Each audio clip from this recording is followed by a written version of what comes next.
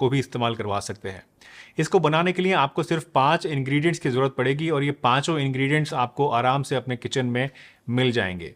सबसे पहली चीज़ जो आपको इसमें चाहिए वो है काली मिर्च यानी ब्लैक पेपर। दोस्तों काली मिर्च जो होती है इसके अंदर एक्सपेक्टोरेंट प्रॉपर्टीज़ होती हैं।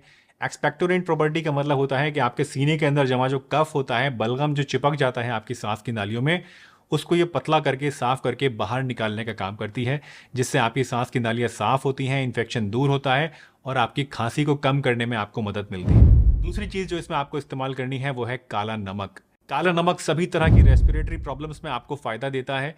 काला नमक सूखी खांसी को भी कम करता है और बलगम वाली कफ वाली खांसी में भी आपको काफ़ी ज़्यादा आराम देता है।